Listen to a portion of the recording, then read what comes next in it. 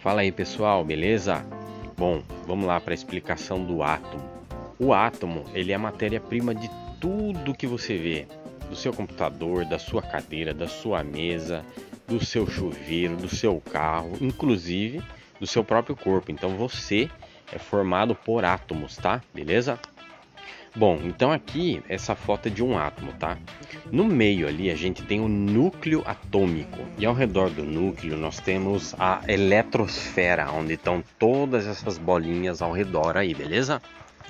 Então o núcleo atômico ele é carregado positivamente e a eletrosfera, os elétrons, eles são carregados negativamente.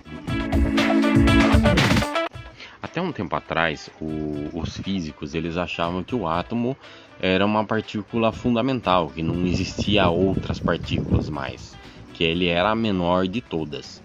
Mas com o passar do tempo, chegaram os colisores de partículas, não sei se você já ouviu falar.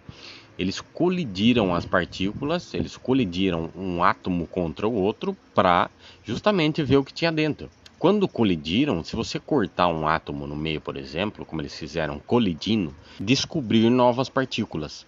Então isso que aconteceu. Então vamos imaginar assim, vamos cortar um átomo no meio, nós vamos ver os prótons e os nêutrons dentro do átomo, com os prótons carregados positivamente e os nêutrons de carga neutra, óbvio. Então eles gostaram dessa coisa de colidir partículas e não pararam mais.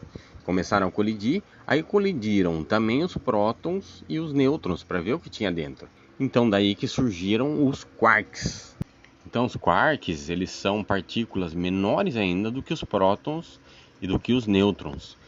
E os quarks, eles são compostos por 6 tipos de partículas, mas aqui a gente só vai falar de 3, que é esses que estão na figurinha, ó. Do símbolo azul, da bolinha azul com a letra D, são os down, partícula down, e com a letra U, as partículas up, beleza? As outras partículas são charm, bottom, top e strange. Então, quando eles colidiram os prótons e os nêutrons, eles perceberam que dentro dos prótons, por exemplo, tinha 3 partículas e dentro dos nêutrons 3 partículas também. Dos prótons seriam 1 down e 2 up, e dos nêutrons 2 downs e 1 up. E eles perceberam também que essas partículas eles eram muito unidos, eles eram muito juntos, os quarks. Então eles descobriram outras partículas chamadas gluons, que traduzindo para o português significa cola, que eles são unidos pela força nuclear forte, que é uma das 3 forças fundamentais da natureza: a força nuclear forte, a força nuclear fraca e a força eletromagnética.